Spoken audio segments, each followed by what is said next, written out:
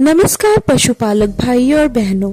अगर आपकी गाय या भैंस गाभिन नहीं हो रही है और हर बार एआई कराने के बाद भी गर्भ नहीं ठहर रहा, तो घबराने की बिल्कुल जरूरत नहीं है।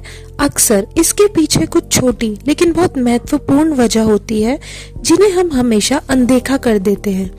सबसे पहले बात करते हैं साइलेंट हीट की। इस स्थिति में आपका पशु हीट में तो आता है, लेकिन उसके लक्षण साफ तौर पर दिखाई नहीं देते। आमतौर पर हीट के समय जो डिस्चार्ज होता है वह या तो बहुत कम होता है या नजर में नहीं आता। ऐसे में किसान सही समय पर एआई नहीं करा पाते। इससे जुड़ी एक और महत्वपूर्ण समस्या है रिपीट ब्रीडिंग। इसमें पशु बार बार हीट में आता है, एआई भी होती है, लेकिन फिर भी गर्भ नहीं ठहरता। इसका मुख्य कारण अक्सर गलत समय पर एआई कराना या हीट को सही से पहचान ना पाना होता है। इसलिए जरूरी है कि आप अपने पशु को सुबह और शाम ध्यान से देखें। अगर हल्का भी डिस्चार्ज दिखे तो समझिए सही समय है एआई कराने का। अब दूसरी सबसे जरूरी बात, पोषण। अगर आपके पशु को संतुलित पोषण नहीं मिल रहा है तो वह गाभिन नहीं ठहर पाएगा, चाहे आप कितनी भी बार एआई करा ले। रोज के आहार में हरा चारा और सूखा चारा संतुलित मात्रा में दे। साथ ही साथ विटामिन ए, D3, E और मिनरल मिक्सचर जरूर शामिल करें। यह पोषक तत्व पशु के प्रजनन तंत्र को मजबूत बनाते हैं और गर्भ ठहरने की संभावना को बढ़ाते हैं। केवल पेट भरना ही काफी नहीं, सही पोषण देना भी बेहद जरूरी है।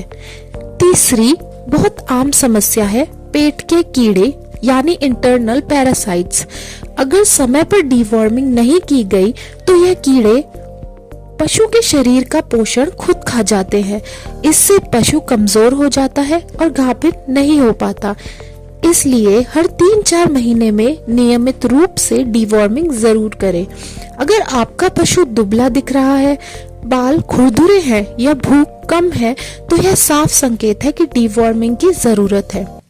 तो किसान भाइयों और बहनों, याद रखिए, बार बार एआई कराने से पहले इन 4 बातों का जरूर ध्यान दें।